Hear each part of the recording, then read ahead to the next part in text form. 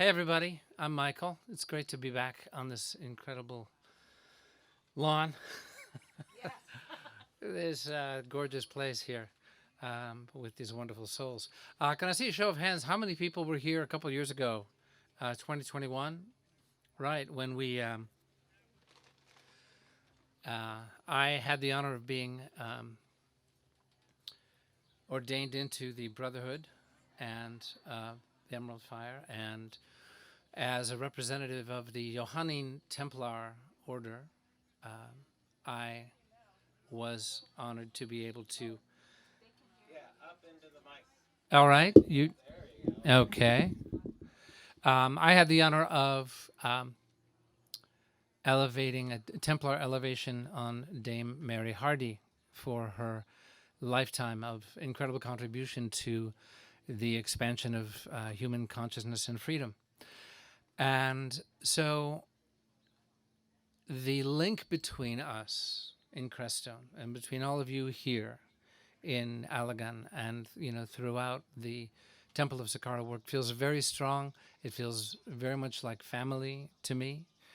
And what we're going to share with you tonight is an exploration of the ancient roots of that family feeling in ancient sacred science, going back really beyond the emergence of human consciousness on the planet.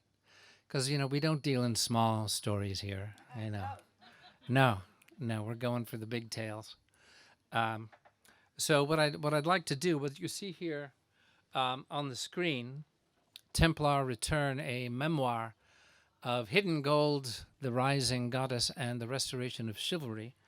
That is a story that I have recently finished, a book of 37 chapters on how this journey for us in the Templar, Johannine Templar. I should explain a little bit about Johannine. How many people have ever heard the word Johannine and know the difference? So if you look up in Wikipedia about the Christian Church, the Catholic Church, in its roots, there's the Petrine Church, which is for Peter. Petra, the rock, you are Peter, and upon this rock I shall build my church. And that it became the centralized authority in Rome, priestly succession through, as we know, the Bishop of Rome became the Pope, and 2,000 years later, it is what it is. But there is also the Johannine, and this is classically understood among church scholars. The Johannine Church is understood as the mystic church, which finds its roots in Mary Magdalene, in John the Beloved, and actually has a different geographical root. It was the Holy See, not of Rome, but the Holy See of Antioch. And this is the descent from which the Cathars trace their descent and lineage. How many people are familiar with the story of the Cathars in the Languedoc? Yes, I see that many of us are. And of course, there's the Cathar Creed in the Temple of Sakkara, which is central to the heart resonance here. And so the Johannine Templars, I was part of a movement starting in 2013 to lineally restore the original order of the Knights Templar. And by that, we intended the original order given sovereign patronage in the year 1118 AD in Jerusalem by King Baldwin II, and which was then famously persecuted and suppressed on October 13th, 1307, in the brutal suppression and persecution of the Templars. And, for most of us who've seen Da Vinci Code, lots of us have seen Da Vinci Code, right? Yeah.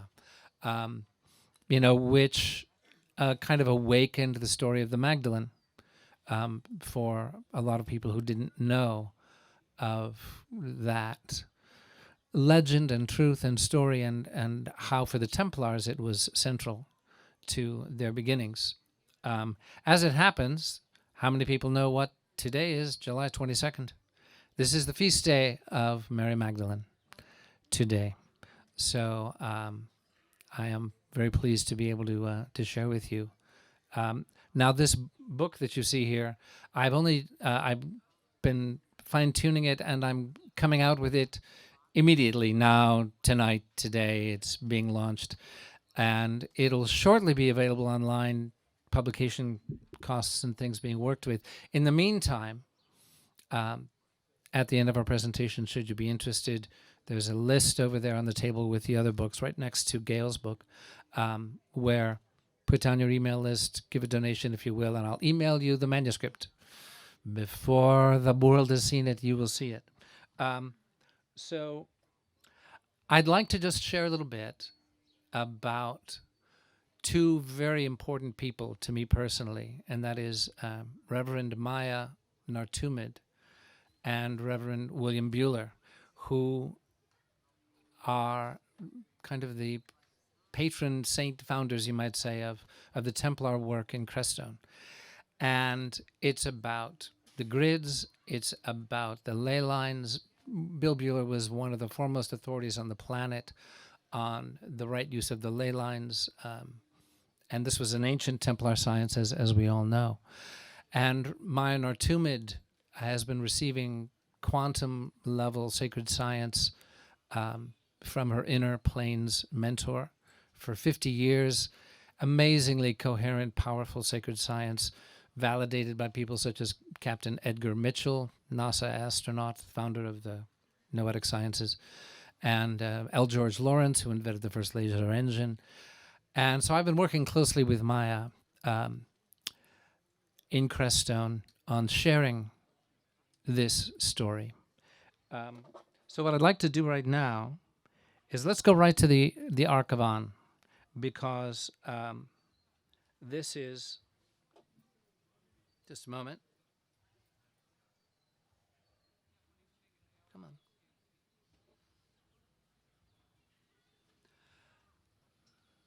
I'm going to share with you a video that is a compilation that I created. Come on now. Where is it? Here we go.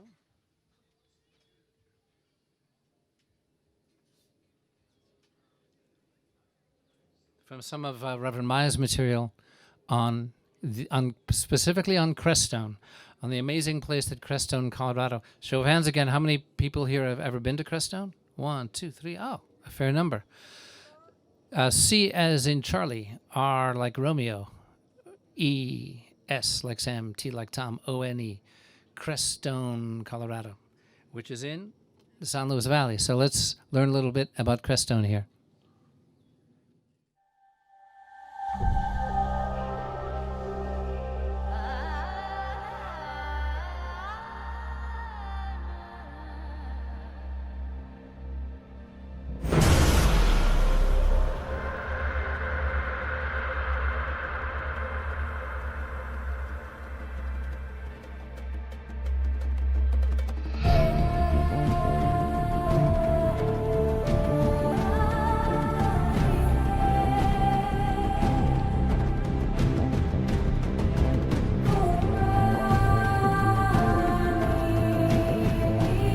If you looked at a map of southern Colorado, it's pretty easy to find the San Luis Valley. It's an arrowhead-shaped valley in the dead center of southern Colorado, between the Sangre de Cristo Range on the east and the San Juan Mountains on the west, reaching down into New Mexico and ending in a point to the north at the watershed of the Arkansas River. It's the highest alpine valley in the continental United States. It's also the largest alpine valley. We are 150 miles long and 50 miles wide. The valley in size is equal to about the country of Israel, bigger than some of the states like Rhode Island or Connecticut.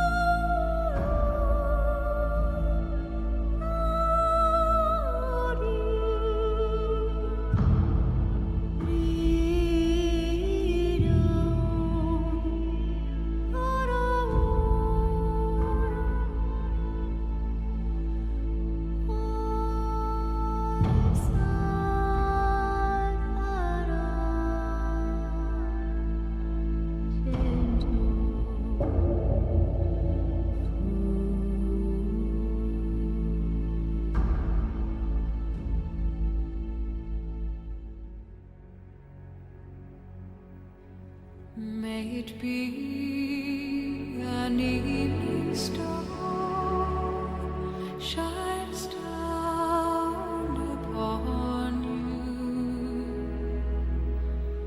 May it be when darkness falls, your heart will be true.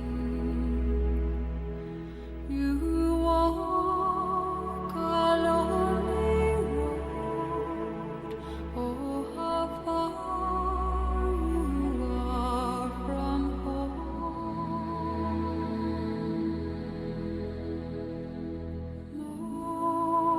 Morning air, utuli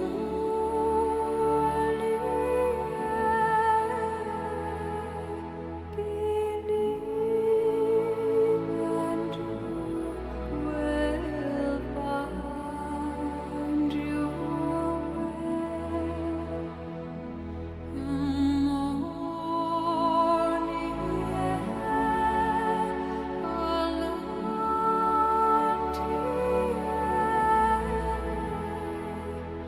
our promise lives within.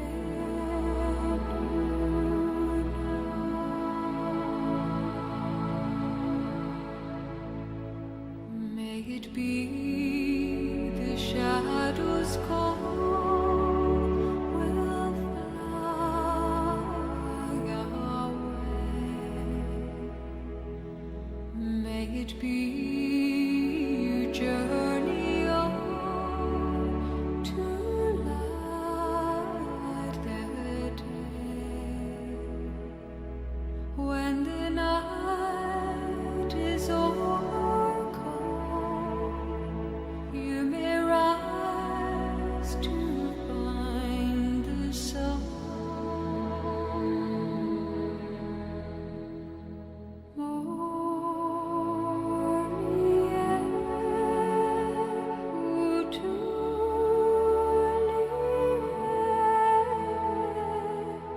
believe and you will find your way. Morning air,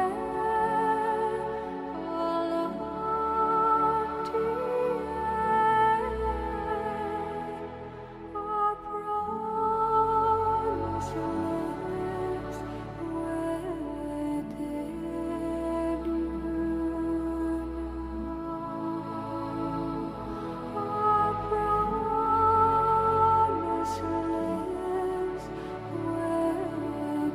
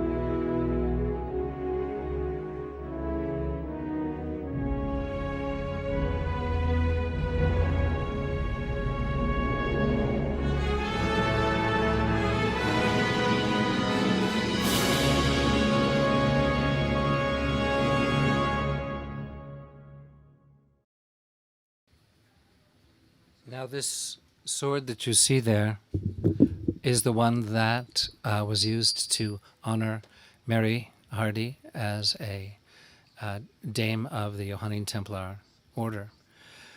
And when that last slide said Guardians of the Ark, and it seemed to refer to myself and Maya and Reverend Bill, that is not actually a title that we would accord ourselves.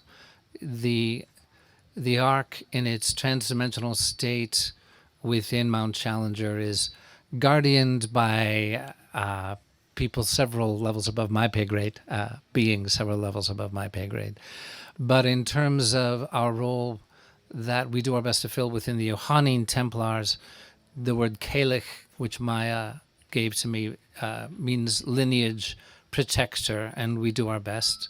And Maya and I have a YouTube channel called Blue Star Rising, the Templar Awakening, which, if you all want to check it out at some point, there's many amazing things to be shared there. But now I want to get into a little more specifically about the history of the Ark of An. You've heard Mary talk about how the Temple of Sakkara is, a brother sisterhood of the An, and what does that mean exactly, right? So the original Ark of An was gifted to the Earth and humanity eons ago. It was translated from a planet inside the blue star Rigel in the constellation Orion. Now, according to Maya's Akashic perspective, higher intelligence beings exist in the planet or world systems inside their star suns. And one of the purposes of this gift was to aid in the rebalancing of the supramagnetic sheaths of this planet, and thereby realigning them more closely to the mother realm in the blue star. The ancients called this first ark the Sacred An, and Maya's inner plane's mentor, whom she identifies with the master being Thoth Horah of the Egyptian pantheon, has referred to this ark as the Ark of Grace. Now, the greater purpose and function of the Sacred An is to act as a conduit for high-frequency signals sent from within Rigel to Earth, which radiate the light and perfection, as it was called, of the original divine template of humanity. This light and perfection, Thoth also refers to as the inscription of light, and this is self-inscribing within the heart of all of us, and it connects us to the all. However, Thoth also revealed that humanity had separated itself from the inscription of light. Now, we didn't leave it because, you cannot leave something that is at the very core of your being.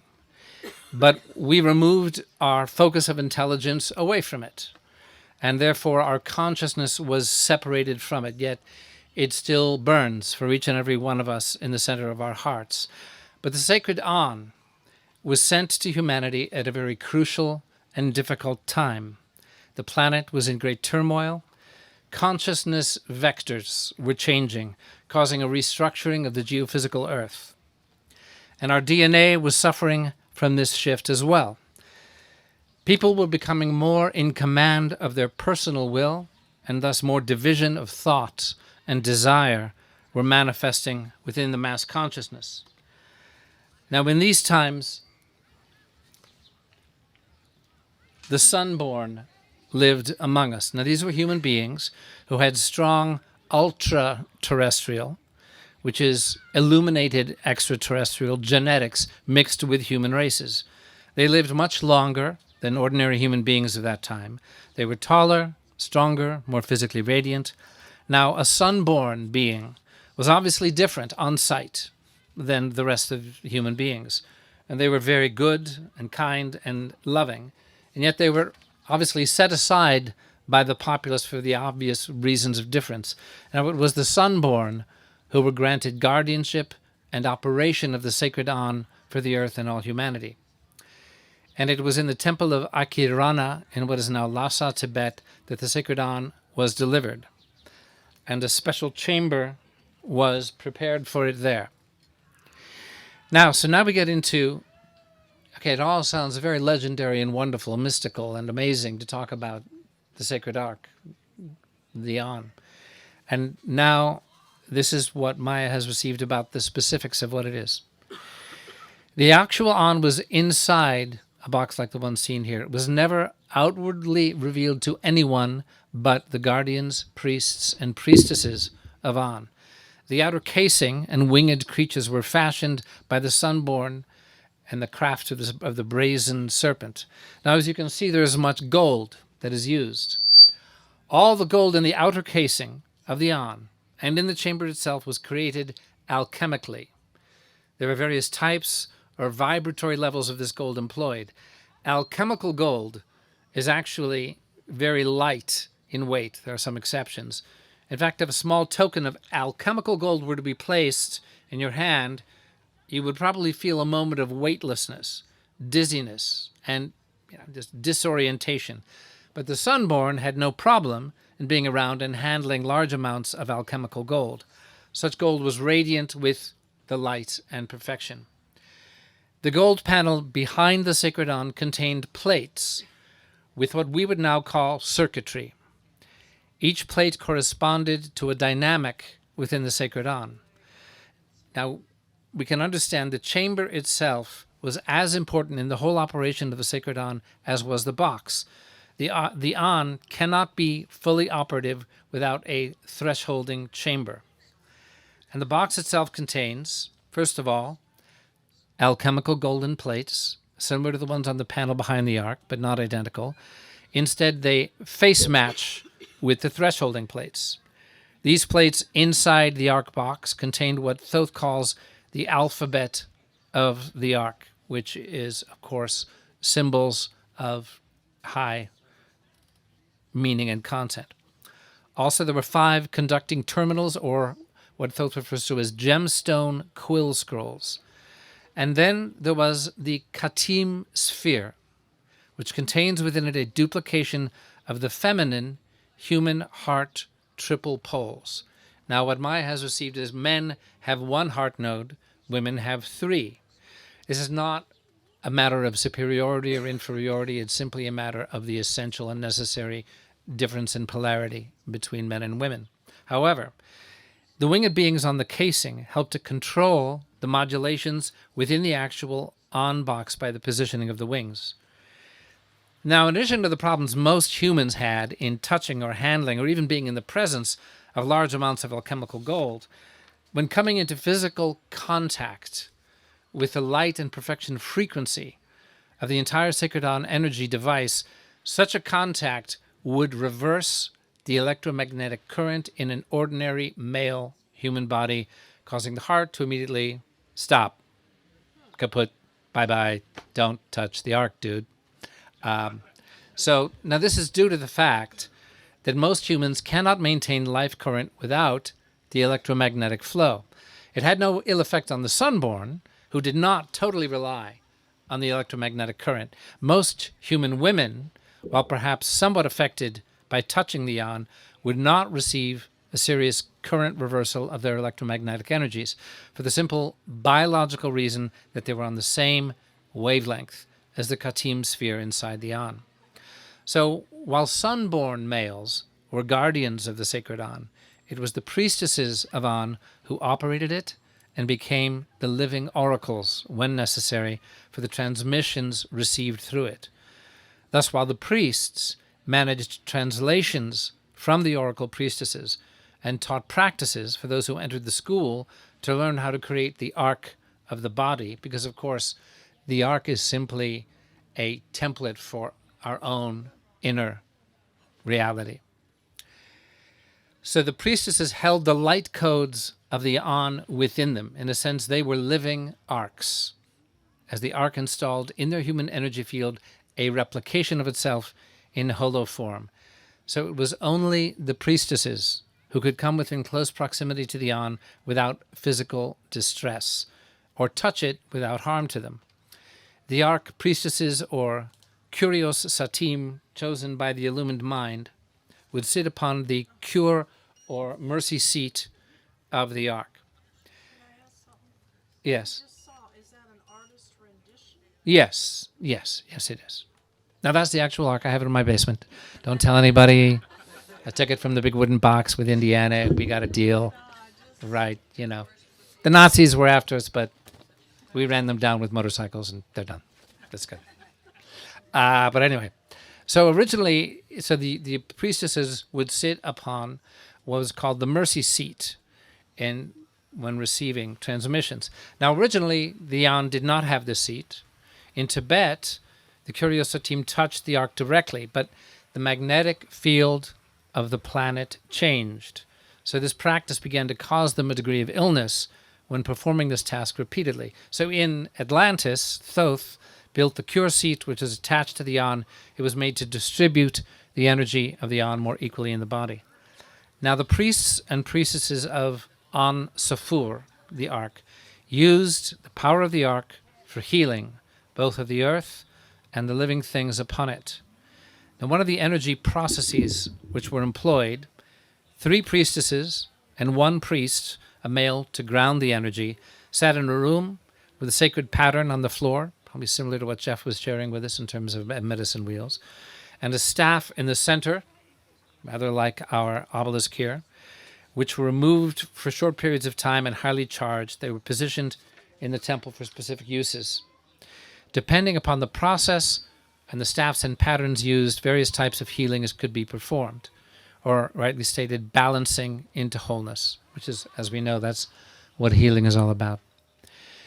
So the Ark, as a device, was and is, because of course it's still existing and fulfilling its purpose, is very sensitive to the Earth's electromagnetic field.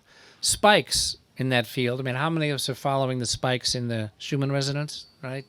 Yeah, it's getting pretty intense these days. Those spikes can cause all arcs to become compromised. So cats and certain dogs were and are kept within the arcs to act as a buffer for the electromagnetic currents. Animals have a natural capacity to absorb abrupt spikes in the electromagnetic field.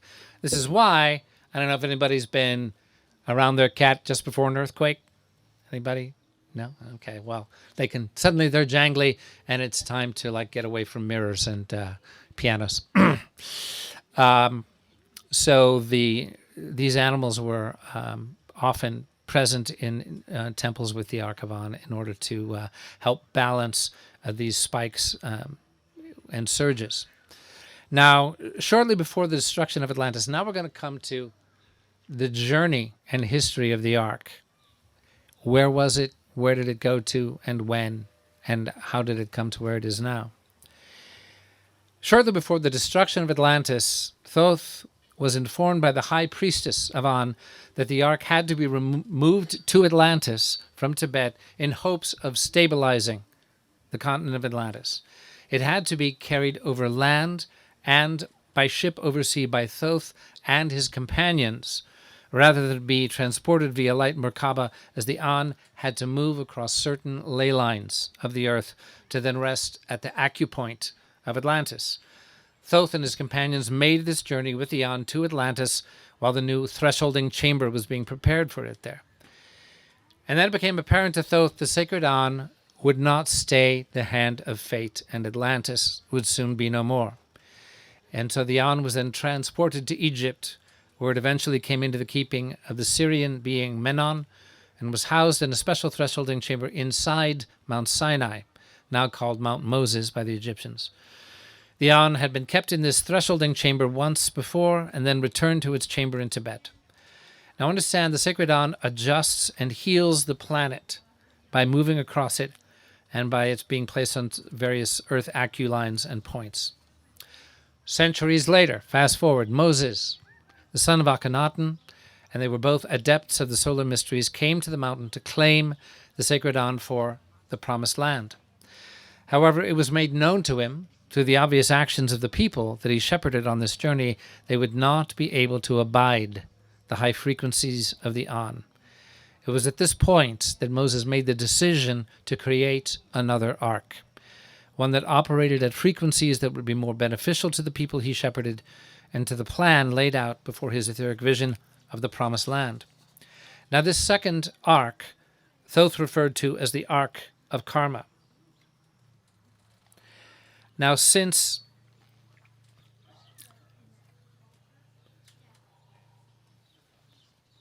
the Hebrew priests of that age did not condone a woman to be in the presence of holy objects of power, such as the sacred An, they would adamantly not only accept, they could not accept that only a woman could handle and be the oracle for the ark. So to this point, Moses condescended, and he felt that without the cooperation of the priests, the ark would not be of use. So this ark was adjusted in order for the priests to be able to interact with it. It was a wooden box with gold plating only. Some of the gold was alchemical, having been transported with them from an Egyptian temple. but it was mixed with gold mined from the earth as opposed to alchemical. The Khatim sphere was somewhat duplicated, but a certain component was not included, so the priests could more easily work with the ark. And as we know, this was within a patriarchal culture. The Hebrew culture of that time, was a patriarchal culture, along with a lot of the rest of the planet. We were moving into a patriarchal age. And so this was what could be worked with according to the consciousness of the people at that time. It wasn't only with the Hebrews that this was happening. This was, if you're familiar with the yugas, it was a downward descent. So even with the modifications, this second ark could not be directly touched by most men. There were no more sunborn in that age. So the priests operated the second ark by using certain tools that were non-conductive of the frequencies. This greatly limited their ability to work with it. This adjusted ark is the one known to history and legend as the Ark of the Covenant. So from Moses' day on, through Solomon's and to today, women were never allowed near any of the arks again, except, of course, for the sacred An itself. Yet the sacred An and its offshoot arks are still with us. The prototypes have guardians at various places, but the sacred An itself is now, after having been moved many times hence, in a fourth dimensional state within Mount Challenger in Crestone, Colorado, which Thoth refers to as the crest in the stone, or his Hermes retreat. And there the priests and priestesses of An hold vigil with this object and continue to administer the light and perfection that it radiates. Now, of course, we need no physical object to unite with the light and perfection within us. Still, such sacred tools do serve a purpose in aiding us along that journey to acknowledgement of the reunion. And the highest and truest purpose of the Ark of An is as a vessel of grace. Those who come before it in pure heart may receive a lifting of karmic burden. Now we speak here not only of the An as a device, but as a holy universal Merkaba, beyond just the physical object. Thus one who becomes the hollow form of the An within them, so that they may not only receive the grace they seek, but extend it to others. And to touch the hem of one who wears the shining mantle of An in a pure state of receipt is to indeed receive. So, I'd like to just, how much more time do we have? Gail? Is Gail with us? Okay. I'd like to share with you more about why I feel this family link to be so strong between all of us here in Alagan and in the Temple of Sakkara and the growing community in Crestone. And I know there's a feeling that there may not be many more of these gatherings here on this sacred land. And it is our intention to hold... the last gathering we held of the Johannine Templars was in November of 2019, just pre-COVID. And we will warmly invite all of the Temple of Sakkara to come to Crestone and invite whatever future gatherings of the Temple of Sakkara are held in the Midwest. I will be letting my brothers and sisters in the Johannine Templar Order know, as I have been right along, of the importance of the Holy Grail Vortex Protocol and the power of the work that is being done here. It is, within this book that is now ready to share with you, I share the whole story of, my ending up journeying to Indonesia to work with Neil Keenan when he was exposing the hidden gold in the bunkers and tunnels in Indonesia. Global collateral accounts were being, surveilled by 11 different intelligence agencies, and it all comes to nothing. We want to shepherd the gold out to help humanity. But in the process of that, I became connected to the movement to lineally restore the original Knights Templar Order as a nation-state subject of international law to create a new International Court of Human Rights that would address the systemic violations of human rights, which we know the cabal does as a matter of daily business. That's how they attempt to maintain their control of the earth. So I'd like to just... They fell on the ground. Maybe they Oh. were out of order. Oh, okay. Right.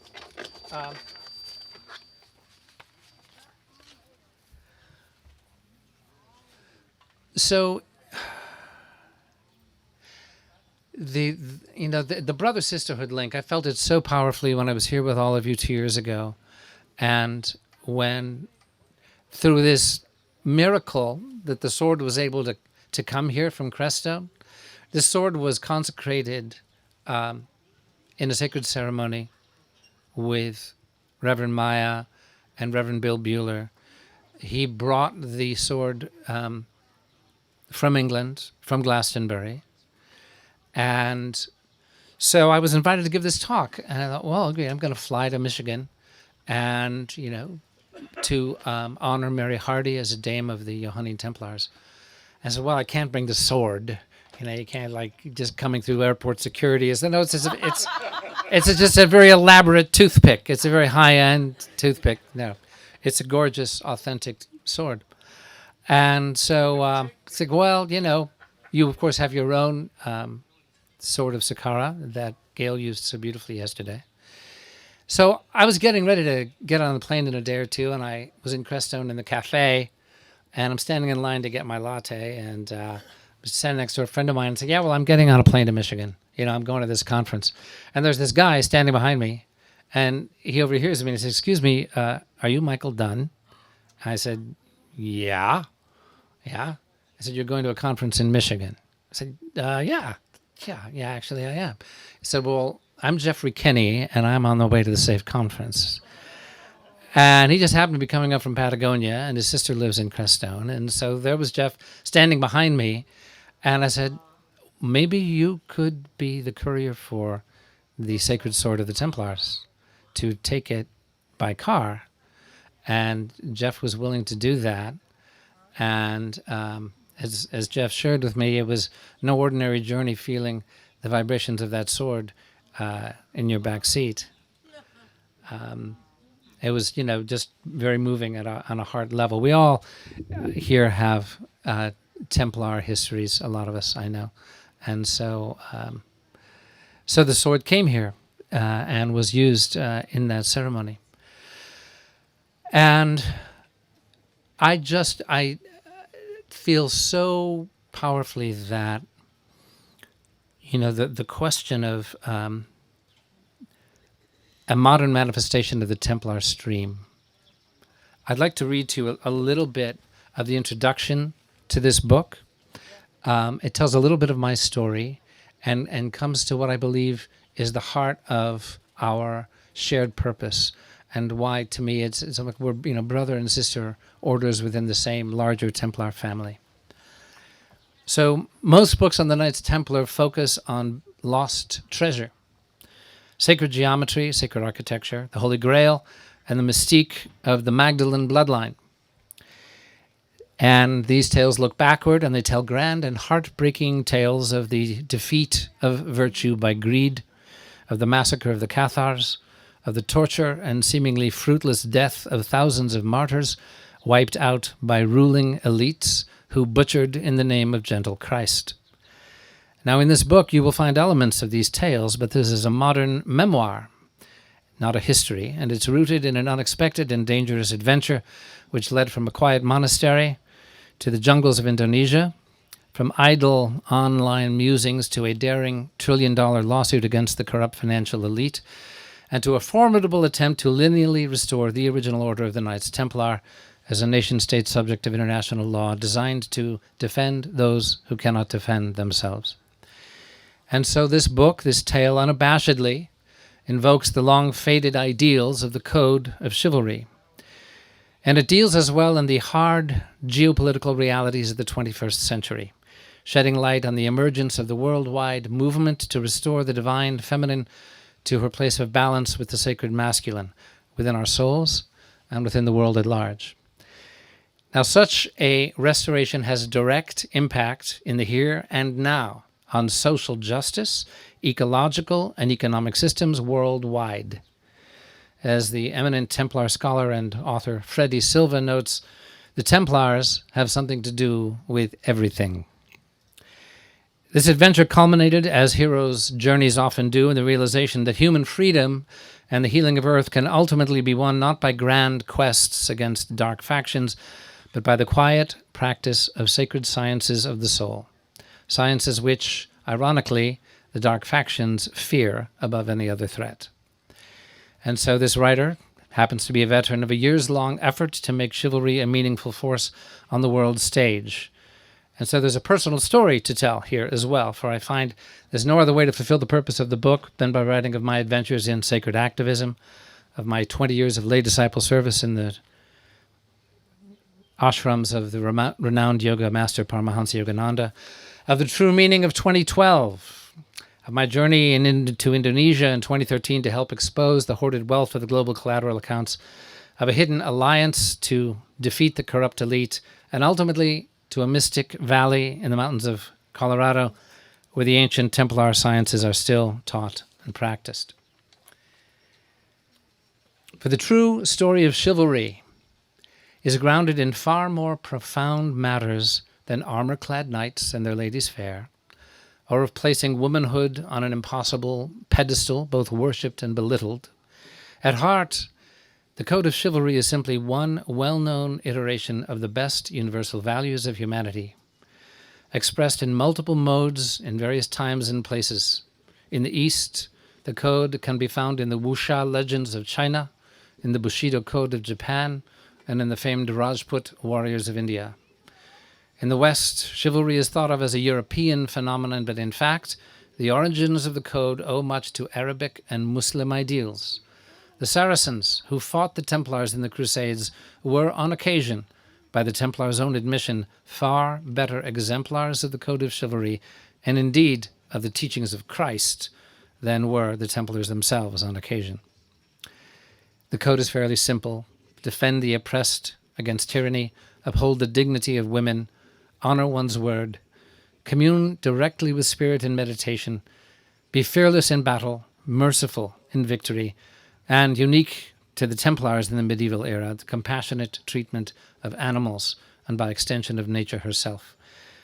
So the code may seem to be a mere commonplace of what has long been upheld as the admirable behavior. No, not so. When the code of chivalry filtered down through the ages as the gentleman's code, still widely observed 100 years ago, it still had moral force in a dark and brutal world. Massacres and war profiteering were no less prevalent than now. The abuse of children was perhaps not less than now. But the remnants of a moral standard still held sway, and justice could still be sought by that standard. Now darkness and brutality seem on their way to becoming the accepted norm. Justice is bought and sold, both domestically and on the world stage. The principles of Magna Carta, which was the fruit of a centuries-long struggle to shield humanity from the tyranny of kings, are now so enfeebled that international law is widely viewed as a joke, an unenforceable fig leaf over the obscene, systematic violations of human rights law by which those behind the military-industrial complex, the fossil fuel industry, and the central banking system do their daily business. Now, this all sounds very bleak, and so it is, but it is the premise of this book that the resiliency of the human spirit is already rising towards authentic hope.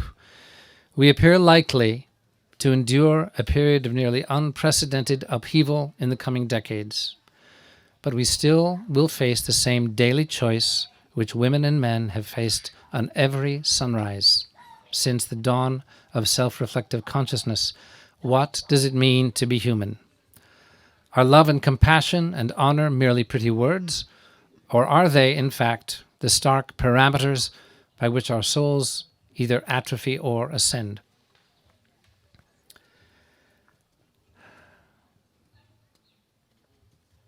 So, the outer missions of sacred activism on behalf of suffering and oppressed humanity command wholehearted commitment.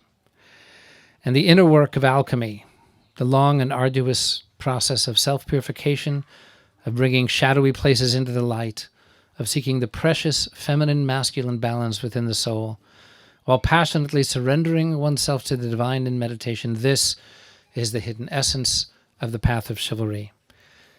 It is the energetic lever by which the human family may indeed, God willing, emerge from our present darkness and redeem our beautiful planet.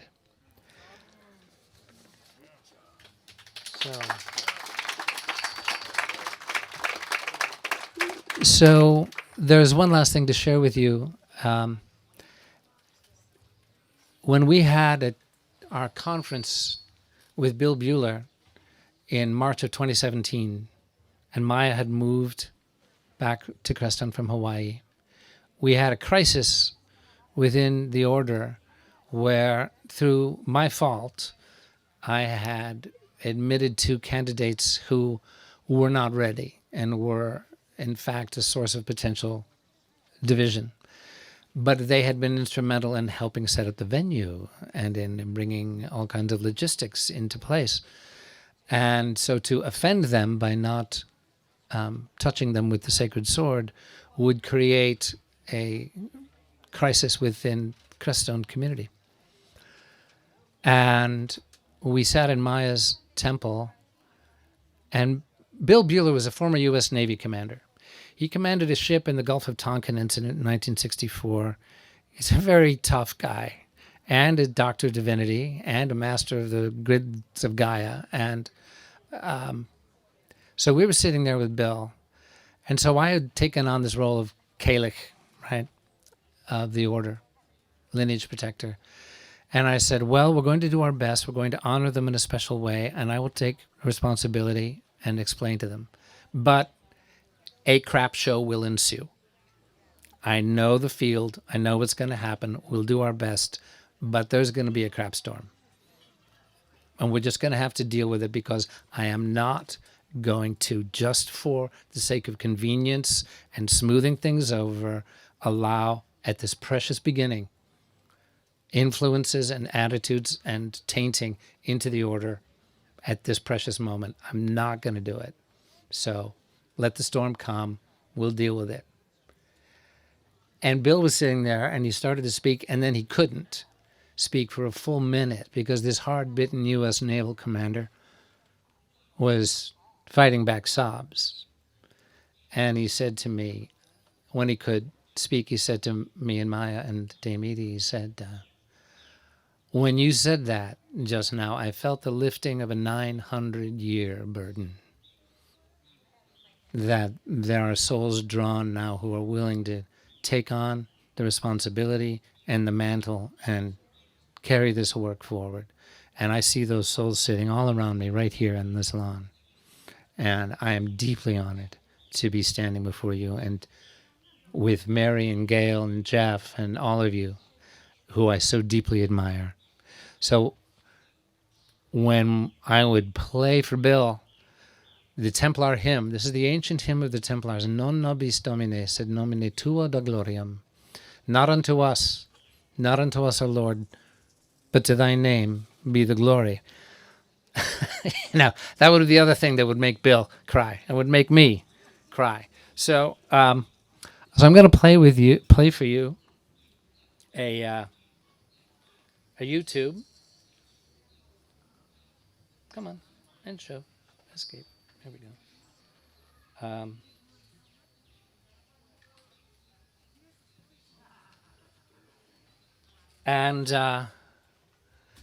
The tune is very simple, and it's just going to repeat over and over again. And you're going to see a succession of images evocative of the glory of the Templars. This was made several years ago, actually before we departed from the previous order and began the Johannine order in Crestone. But those who would like to rise and sing with me, Non nobis Domine, if you don't know the Latin, within 4 minutes, trust me, you will. It's very simple and beautiful. And this is from the wonderful movie of King Henry V with Kenneth Branagh. Non nobis Domine, Domine, non nobis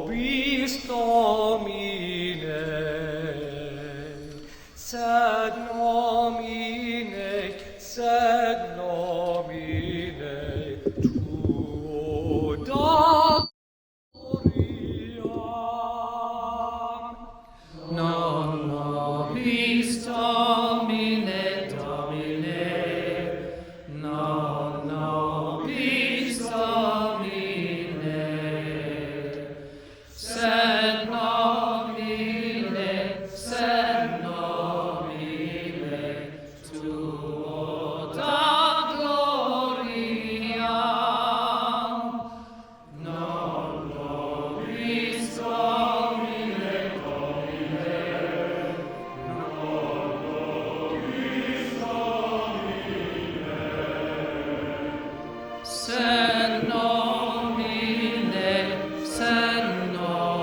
sed nomine tuo da gloriam.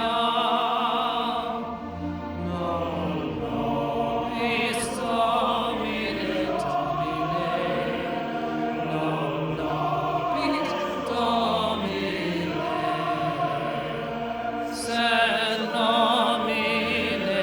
sed nomine tuo da gloriam. Nobis Domine, nobis Domine, sed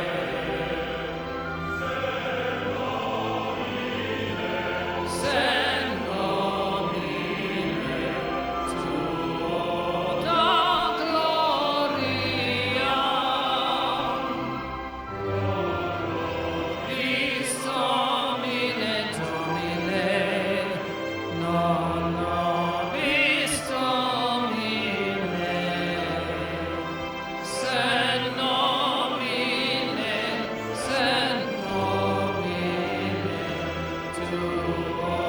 da gloriam.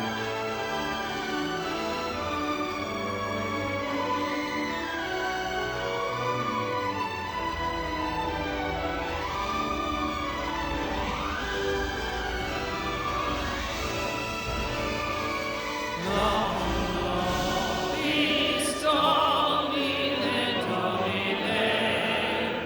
non nobis Domine,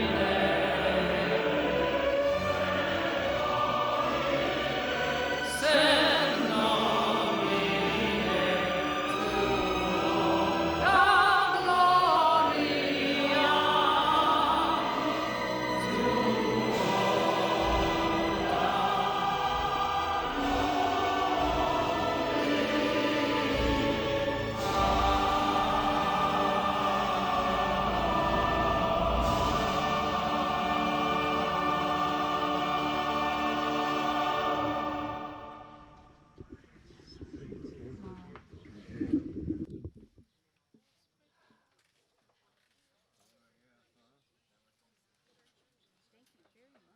Well, so, Are there any questions? any questions? Anyone? No, pay no attention to that web address. Pay zero attention to that web address. No, to do them fairness, it does contain a lot of very authentic esoteric Templar information. Pretty much the day Bill Bueller died, we split with that order over serious ethical problems that were observed at the top. I was the Grand Commander of the Order at that time, second to the Grand Master, and a very, very, very large grant was on the table, and some of it was being surreptitiously compromised. And so, in honor to the family of the donor, we needed to 5 years of work in creating the Human Rights Court, the order, and everything associated with it. We had to walk away, and the family, a family in the Arab world, the scion, the heir to that, when he heard what we had done in order to honor his family's grant, he said, "This is the holy day of Eid in the Muslim world, and by the name of Allah, I swear that my family will honor you and your brothers who have made the sacrifice to honor our family." And so someday the grant will come back around at the right moment, or not. It's all in God's hands. Any other questions? Yeah, Peter. See, up here in the lakes, we really love to benefit from the Ark of An here. How do we connect with it? Did Thoth give any instructions? Well, that the fact that we carry the Ark within us, that the Ark is actually a, resonating and amplifying for the whole planet, and specifically to each human heart, of the divine signature that is being, as we all know, is being attacked and damped down. I've, asked Maya about this many times, and, on a lot of our programs on Blue Star Rising YouTube channel.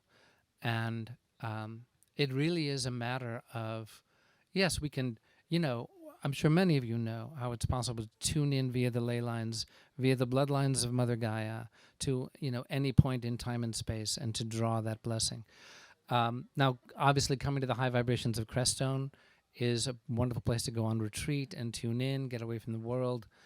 It is not, necessary to come to Crestone. It's not necessary even to, believe that everything Maya has received is true or valid.